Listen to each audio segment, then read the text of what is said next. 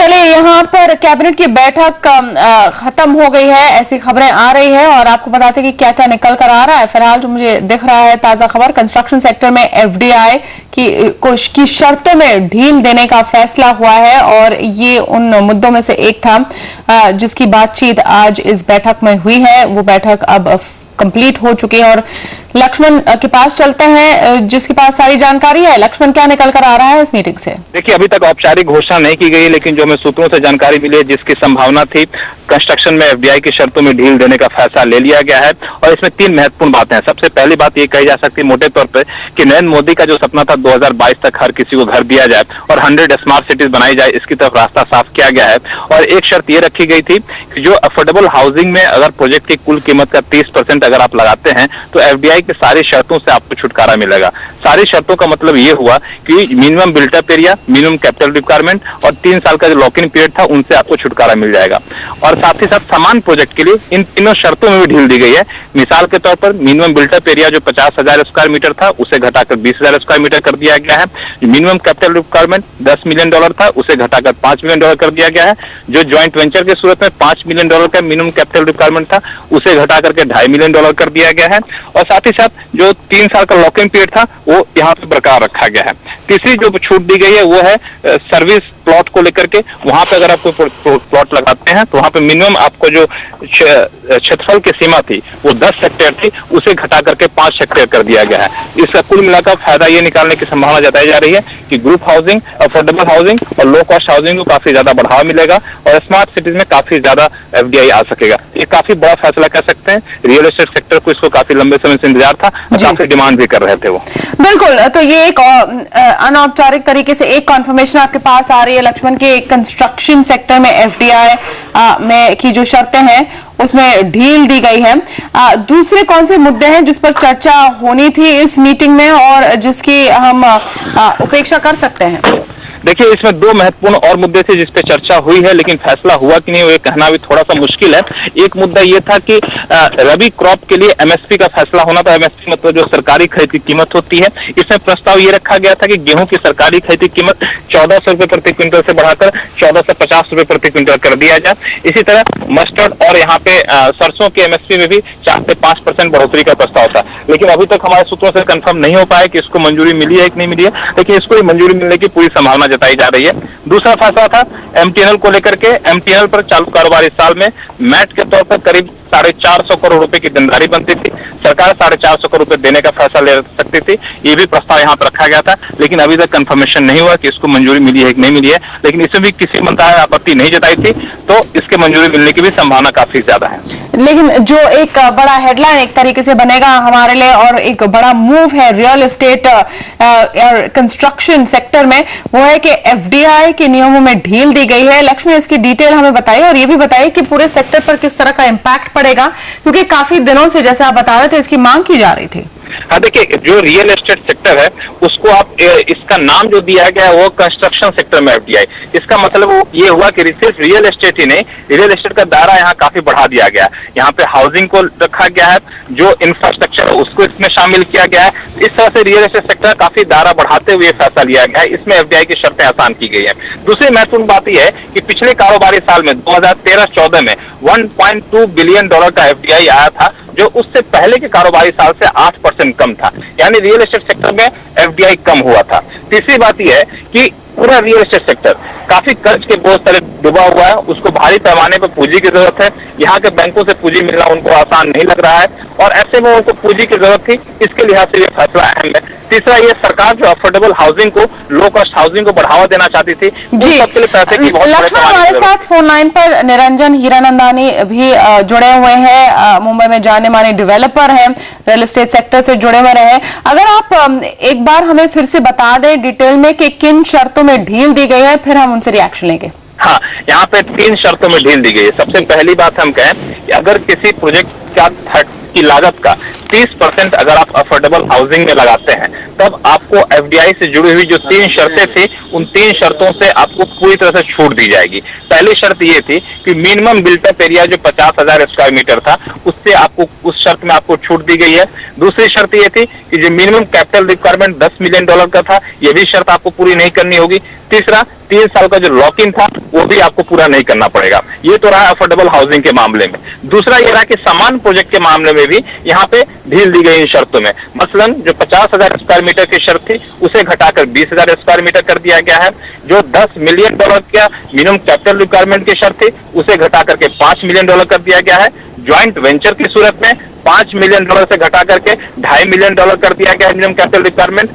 तीसरी चीज जो है जो सर्विस प्लॉट की बात थी, सर्विस प्लॉट के मामलों में मिनिमम क्षेत्रफल की सीमा 10 हेक्टेयर रखी गई थी, उसे घटा करके 5 हेक्टेयर कर दिया गया है। इन 3 महत्वपूर्ण छूट दी गई है कंस्ट्रक्शन सेक्टर में एफडीआई से जुड़े मामलों में। जी निरंजन हीरानंदन जी, अगर आपको हमारी आवाज आ रही है और आपने सुना ये डिटेलिंग जो लक्ष्मण ने की एक्सक्लूसिव सीएनबीसी आवाज पर कि किस तरह से कंस्ट्रक्शन सेक्टर में एफडीआई की जो शर्त है वो आसान किए गए हैं, आप बताइए कि पूरे सेक्टर के लिए किस तरह का इम्पैक्ट हो सकता है इसका? मेरे अंदाज से जो आपके रिपोर्टर ने अभी मुझे बताया वो एक अफोर्डेबल हाउसिंग में नरेंद्र मोदी जी एक डायरेक्शन देना चाहते थे कि वो अफोर्डेबल हाउसिंग जो 8 साल के अंदर पूर्ण 25 मिलियन घर बनाना चाहते हैं उसको हम कैसे पूर्ण करें, उसका एक मार्ग उन्होंने दिखाया है कि जो जहां पूंजी की कमी रहती थी वो एफडीआई के द्वारा कर सके। इसमें जो शर्तें पहले थी वो कठिन थी क्योंकि अफोर्डेबल हाउसिंग 100% कोई प्रोजेक्ट में करते नहीं थे, तो वो 30% पर लागू कर दिया गया है। इसलिए जो जहां प्रोजेक्ट मिक्स यूजर के रहते हैं, जैसे हम कमर्शियल यूजर भी रख सकते हैं वगैरह वगैरह, वहां हमको फायदा दे सकते हैं। तो मेरे अंदाज से अफोर्डेबल हाउसिंग का मकसद पूर्ण करने के लिए नरेंद्र मोदी जी ने ये डायरेक्शन दी है। जी एफडीआई खोलने का ये एक तरीका है और एक प्रयास है, किस तरह की इंटरेस्ट आपको बनती हुई दिखती है? एफडीआई का जो डायरेक्शन है वो तो नरेंद्र मोदी जहां जापान गए या अमेरिका गए, अलग अलग चीन में गए, तो वहां वो ये डायरेक्शन थे कि हमें जो कैपिटल रिक्वायरमेंट है तो वो हमको पूर्ण करना है ही, और इसके कारण उन्होंने शुरुआत की। लेकिन उस समय अफोर्डेबल हाउसिंग की बात इतने जोर से नहीं दी थी और वो डायरेक्शन नहीं दिया था, मैन्युफैक्चर पर ज्यादा ध्यान दे रहे थे। अभी ये अफोर्डेबल हाउसिंग के ऊपर ध्यान दे रहे हैं।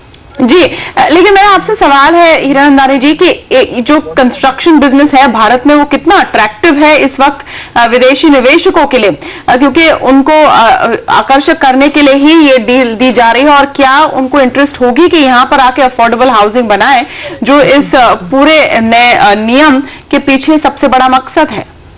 मेन मुख्य बात यह है कि वो जीडीपी इंक्रीज होगा कि नहीं होगा। तो ये जीडीपी जो 5% पर था वो मेरे अंदाज से 1 साल के अंदर 7% पर पहुंच जाएगा। जब वो 7% पहुंच जाएगा अल्टीमेटली ये बढ़ावा आ जाएगा रियल एस्टेट में। तो ये डायरेक्शन पर जरूर जो फॉरेन इन्वेस्टर है वो इंडिया को देखेंगे और इन्वेस्ट जरूर करेंगे। जी बने रहिए हमारे साथ। सर लक्ष्मण भी हमारे साथ जुड़े हुए हैं। लक्ष्मण, क्या और डिटेल निकल कर आ रही है इस कैबिनेट की बैठक से, क्या क्या और फैसले हुए हैं?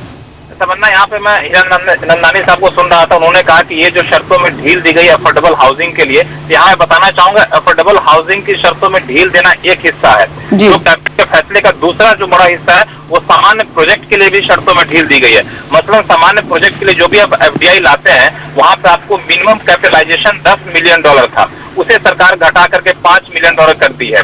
जो ज्वाइंट वेंचर की सूरत में आपको मिनिमम कैपिटल रिक्वायरमेंट $5 मिलियन था, वहां भी घटाकर $2.5 मिलियन कर दिया गया है। ये सामान्य प्रोजेक्ट के लिए किया गया है। दूसरी बात, सामान्य प्रोजेक्ट में दूसरी राहत ये दी गई है कि मिनिमम बिल्टअप एरिया जो 50,000 स्क्वायर मीटर का होता था एफडीआई के लिए, उसे घटाकर 20,000 स्क्वायर मीटर कर दिया गया है। तो ये अपने आप में सामान्य प्रोजेक्ट के लिए भी बड़ी राहत कही जा सकती है। इस पे आप जी, और एक और बात जो आपने बताई थी लक्ष्मण और निरंजन जी, अगर आप सुन रहे हैं हमारी बात, एक तरह से कंस्ट्रक्शन सेक्टर का इसे डेफिनेशन देकर, परिभाषा देकर इसका स्फीयर भी बढ़ा दिया गया है, यानी इसमें इंफ्रास्ट्रक्चर प्रोजेक्ट भी अब शामिल होंगे अपार्ट फ्रॉम हाउसिंग। तो पूरा एक थ्रस्ट मिलने में क्या आसानी होगी?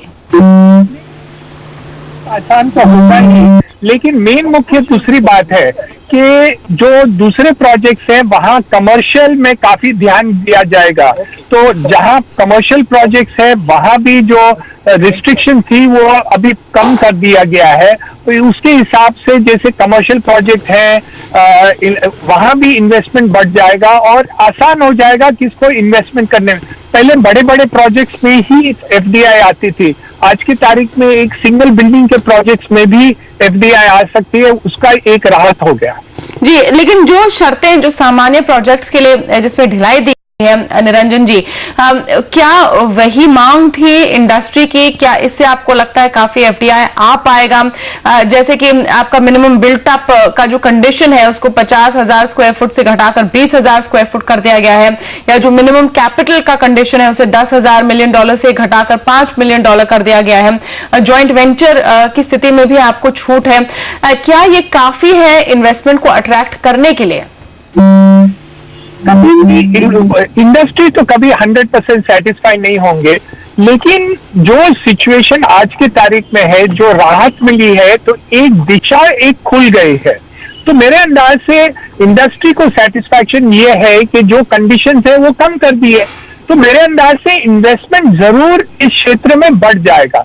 कितना बढ़ेगा, क्या होगा exactly, that depends on how GDP growth दिखेगा। तो मेरे अंदाज से एज इंफ्रास्ट्रक्चर डेवलपमेंट बढ़ जाए, जैसे हम इन्वेस्टमेंट इसको इस दिशा में ज्यादा देखेंगे, वहां अट्रैक्टिवनेस एफडीआई को बढ़ जाएगा और छोटे प्रोजेक्ट्स में भी एफडीआई को अट्रैक्टिव लग जाएंगे। तो ये आप 6 महीने के अंदर उनका लाभ इंडस्ट्री को दिखेगा इमीडिएट। जी, और चूंकि अफोर्डेबल हाउसिंग पर थ्रस्ट है इस सरकार का और काफी सालों से एक कोशिश है कि अफोर्डेबल हाउसिंग बनाया जाए, क्या आपके मुताबिक अफोर्डेबल हाउसिंग में इंटरेस्ट बढ़ाने के लिए काफी? क्योंकि हमने देखा है कि एफडीआई तो एक तरफ है, भारत की भी जो डेवलपर है और रियल एस्टेट सेक्टर है अफोर्डेबल हाउसिंग में ज्यादा दिलचस्पी नहीं दिखाते हैं। ज्यादा दिलचस्पी इसलिए नहीं दिखा रहे थे क्योंकि लैंड प्राइसेस बढ़ गए और टैक्सेस जो है काफी बढ़ गए हैं। तो आप अफोर्डेबल हाउसिंग बनाए या लग्जरी हाउसिंग बनाए, टैक्सेशन तो एक ही था। लगभग आज अफोर्डेबल हाउसिंग आप कंस्ट्रक्ट करने जाएंगे तो 30% तो उसका टैक्स ही लग जाता है। तो लेकिन आज अफोर्डेबल हाउसिंग क्यों हम बनाए? तो मेरे अंदाज से एक फाइनेंस मिनिस्ट्री को ये भी देखना पड़ेगा, जैसे वो अफोर्डेबल हाउसिंग के ऊपर सर्विस टैक्स लगाया हुआ है या अलग अलग टैक्सेस लगे हुए हैं और लोकल टैक्सेस लगे हैं। आज अमीरों के घर पर और गरीबों के घर पर मुंबई की म्युनिसिपैलिटी एक ही टैक्स लगा रही है। तो ये तो बेइंसाफी हो रहा है। तो मेरे अंदाज से एक डायरेक्शन दिशा केंद्र सरकार ने दिखाई है कि अफोर्डेबल हाउसिंग को राहत देनी चाहिए और स्टेट्स और लोकल गवर्नमेंट को भी ये राहत देने की आवश्यकता है। और तब ही जो अपना ओवरऑल जो टारगेट है 25 मिलियन घरों की, वो पूर्ण इसलिए होगी कि स्टेट्स को भी केंद्र सरकार की दिशा को फॉलो करें। जी, बहुत बहुत शुक्रिया निरंजन हीरानंदानी जी और लक्ष्मण हमसे बात करने के लिए। इस ब्रेकिंग न्यूज पर कैबिनेट की बैठक खत्म हुई और इसमें बड़ा जो फैसला निकल कर आया है, जानकारी सीएनबीसी आवाज को मिली है, उसके मुताबिक कंस्ट्रक्शन सेक्टर में एफडीआई के नियमों में ढील दी गई है। और आवाज समाचार में फिलहाल इतना ही, लेकिन बने रहिए हमारे साथ। आगे है स्टॉक्स ऑन डिमांड। नमस्कार।